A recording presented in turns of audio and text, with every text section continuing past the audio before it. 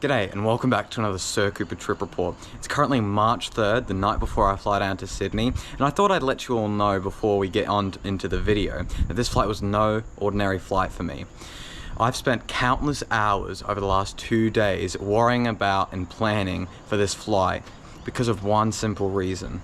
Cyclone Alfred, a Category 2 cyclone, has, as of filming this right now, been threatening to cross the coast just north of Brisbane, right when I was originally meant to fly down to Sydney, which was on March 6th, only 3 days away. After 2 days of researching and investigating this cyclone, I finally wound up taking the flight you're about to watch.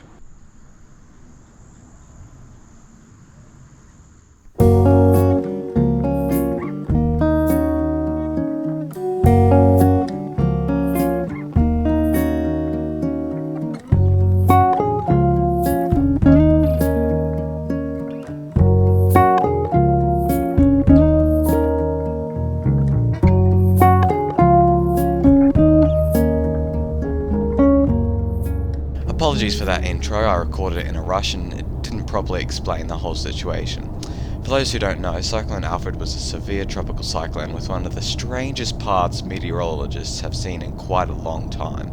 Alfred originally started up north of Cairns on February 21st as a low and moved out into the Coral Sea where he became a tropical cyclone, climbing up to a Category 4 system. He then slowly dropped down to a Category 2 system by March 2nd. This is when forecasts correctly predicted Alfred would do a dogleg around 600 km east of Brisbane on March 4th. Alfred then slowly meandered west, doing a couple of loop-de-loops along the way, and finally reached Moreton Bay the evening of March 7th. He lost his strength after crossing Stradbroke Islands and reduced down to a tropical low before rapidly moving inland over the course of the night. Jetstar very generously offered all customers affected by Cyclone Alfred the opportunity to cancel or reschedule their flights for free, which I couldn't refuse. This was filmed after rebooking, but when you go to manage your booking, you'll find this notice, which once you click find out more, you'll be given further information and the option to continue to take further action. Faced with two options, you could view options to reschedule your flight or stay on your current flight. The View Options tab gives you these dates to choose from, which you can click and select another flight, but in my case, I'll be sticking with my rescheduled flight. This new flight of mine was scheduled to depart just a couple hours after Alfred officially turned towards the coast at 4 PM on March 4th, which is where this video properly begins. Alright, welcome to the domestic terminal here at Brisbane Airport. I've just been dropped off and I'm on my way to get my stuff checked in. Currently, the domestic terminal here is undergoing major upgrades to its security screening and check-in facilities, so the major airlines, including Jetstar, have had to move their security and check-in facilities to temporary locations around the perimeter of the terminal.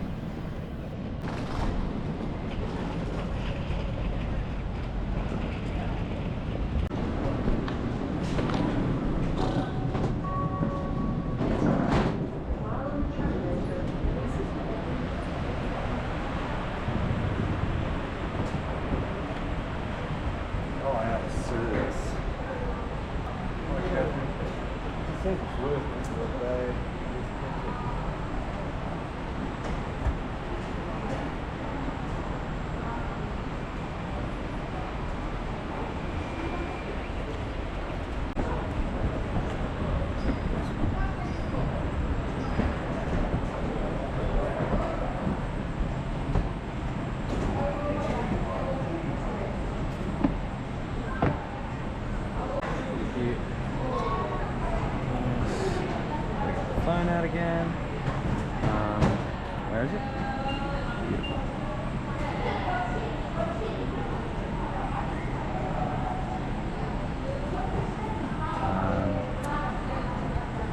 Send back.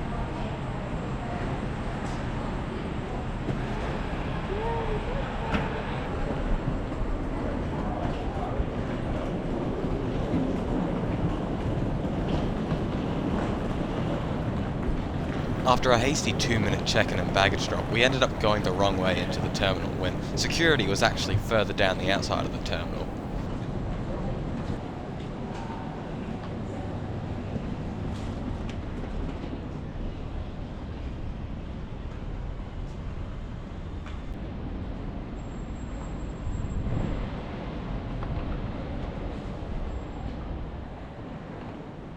After missing all those obvious signs telling us where security was, we made it through quickly before being directed through some well-marked hallways, eventually leading us to the Qantas food court. While I wait for my food to be prepared here at Meze Zaza, I'll tour you around the Qantas food court quickly. Over here in the far corner of the court we have Seeds, a vegetarian food and drink shop, and Newsat B&E, which is basically the airport's convenience store. On the outside by the main path there are some novelty clothing and tech stores.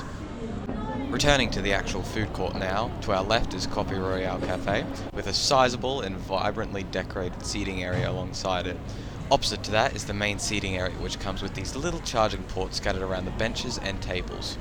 Towards the back of the court is a New York style burger shop, a ramen shop, a Mexican style shop, a sushi place, and a simple deli / small cafe. Finally rounding up the circuit of the court we have a Vietnamese shop and Meze Zaza, a small Mediterranean style shop. We've made it down to gate 38 now, which currently seems to be boarding a Virgin Australia flight off to Perth, so we're still quite a bit off from when our aircraft pulls into the gate. Anyways, I'm gonna just quickly eat my dinner before I walk around the terminal a bit more for y'all. Alright, my first port of call here at Brisbane is to check out Brookie's Cookies, a cookie store that opened here at the domestic terminal quite recently, which I received lots of Instagram ads for long before and well after it opened. Since I hadn't flown out of Brisbane since it opened, I thought I'd finally pay to visit, and, well, I'll let Real-Time Cooper speak for himself here. Every time I come, it's closed. A huge disappointment, but the show must go on. I headed back down towards the Jetstar pier, but I managed to get myself distracted halfway there. At the entrance of the Jetstar pier, there's this model of B&E's future upgrades plans prior to the 2032 Olympics, where they plan to build a third new terminal along the taxiways Yankee and Zulu. It will be interesting to see how it comes along. Hopefully us plane spotters will get some upgraded dedicated spotting locations. Warning here for anyone who might struggle with strobe lighting, but here we've made it down to the Jetstar pier where there's a general store and sushi place at the end of the pier, and right in the centre of this Jetstar area is the Lord Lamington Cafe and Kitchen. To the left of the Lord Lamington are some toilets, and along the entire wall behind it are the actual gates. As you can see outside, the sun is currently setting, so we're getting ever closer to boarding, but we've still got some time to walk around. Other than what's been mentioned, there's nothing else down the Jetstar pier. Most of the stores here in the domestic terminal can be found along the main hallway, with a couple small stores down each pier for passengers' convenience. With our plane still nowhere in sight, I think I've got some time to walk through the Virgin Australia food court. Starting off, there's yet another Newsat B&E store down here, with a Boost Juice next to it. A small cafe seems to have made its way into the food court, alongside some more popular food stores like the Sushi Place, a Red Rooster, Moto Japanese Kitchen, and the classic Golden Arches. In the middle is some abundant seating, and opposite to the Macca's is the Seoul Origin, just next to that Newsat B&E. Overall, a small but popular food court with some big brand names squeezed into this corner of the terminal. After quite a while waiting and running around taking photos of planes, here's our aircraft for today. Victor Hotel Victor Whiskey November, an 8-year-old Airbus A321-231, arriving from its inbound flight from Sydney. JQ 823 back down to Sydney will be its last flight of the day. Hello. Thank you. Bye.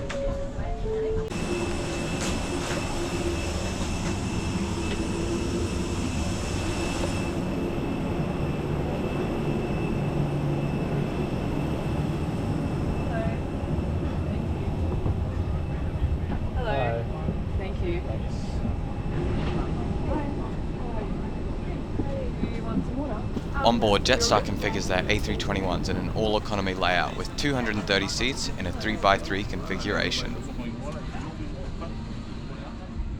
Okay, now that it seems we're all seated, I'll quickly run through the seat tour. Starting off, you have the tray table, which extends out towards you, and above that is the safety card, menu, and SIG bags.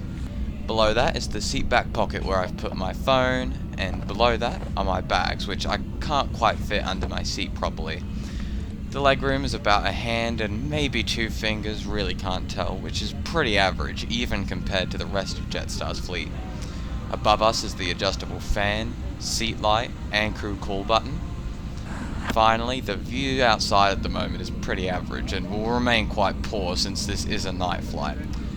Anyways, we should be on our way very soon, so let's just get to takeoff already.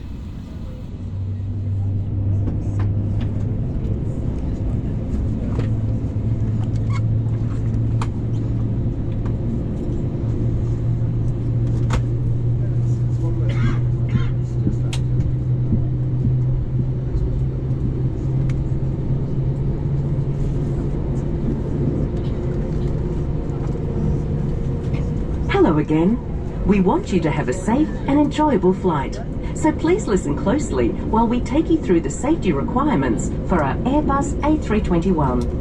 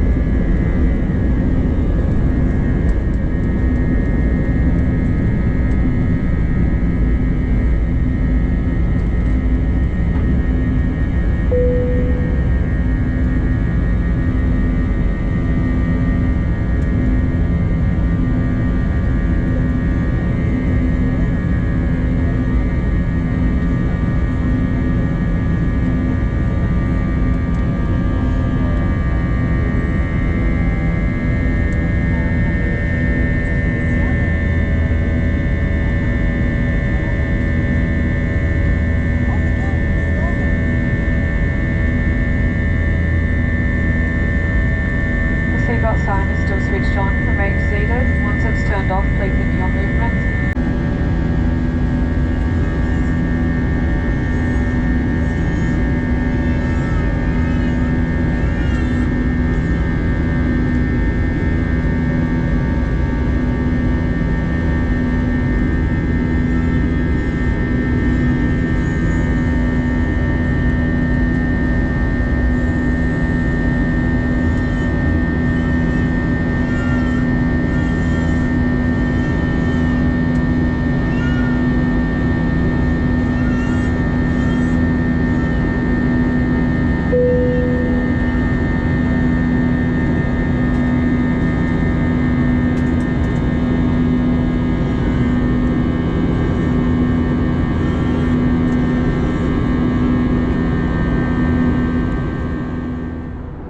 Alright, now that we've gotten ourselves in the air, I'll quickly run through the menu for yous. And by quickly, I mean quickly, because my seat neighbours will be very annoyed once I turn my light on.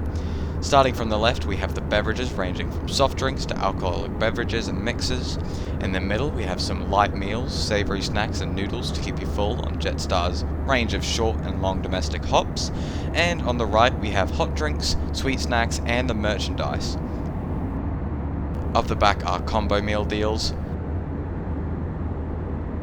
and full meals plus amenity kit designed for Jetstar's international flights. Overall, a very fitting menu for Jetstar's wide range of flight operations. All also very expensively priced. Unfortunately, at this stage of the video where we're just cruising on our way to Sydney, there's not really much else to talk about. I will mention that due to the ever-present effect of Cyclone Alfred off the coast of Brisbane, the climb out of Brisbane was considerably bumpy for the first 20 minutes or so of this hour-long flight. And on top of that, during quote-unquote meal service, the flight attendant skipped me, all because I had my earbuds in, despite having the menu open and actively looking. I had to call for an attendant later on off camera to ask for some water since my throat felt rather dry that evening. Other than that, considering this was an evening flight with Jetstar, the low-cost Australian airline, there wasn't much to talk about or report on for this flight. So I suppose we should just skip to when we were over the skies of Sydney on short final for runway 16. Enjoy the landing.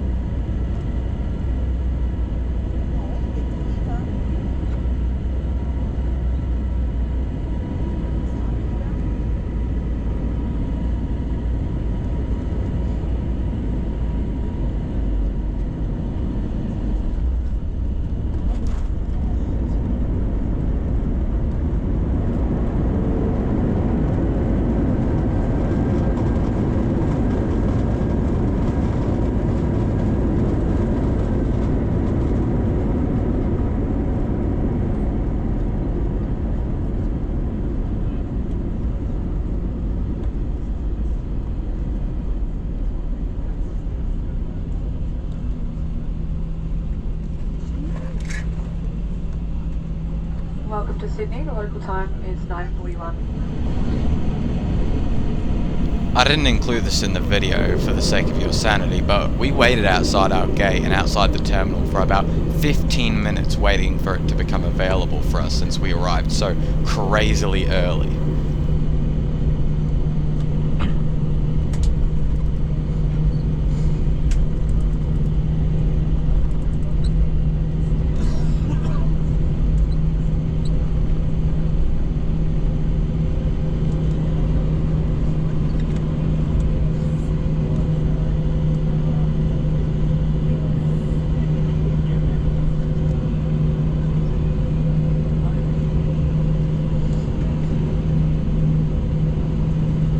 Cabin crew, disarm doors.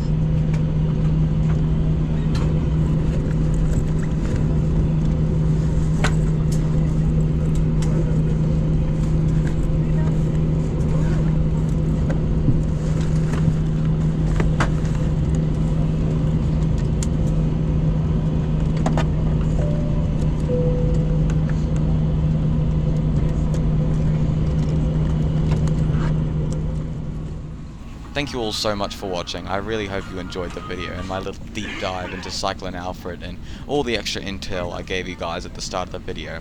This flight was a million times more difficult in the pre-flight stages than it was before I even showed up to Brisbane Airport. I'd spent so much time planning and worrying about this in the days prior to March 4th that the actual flight accounted for such a small part of my overall experience. Either way, for those who've made it this far into the outro, I can happily say my family was one of the extremely lucky ones who didn't have to face any damage, any floodwaters, and only lost power for about 14 hours between March 8th and 9th. Again, thanks so much for watching, and I'll see you very soon for my return trip report up in business class with Virgin Australia.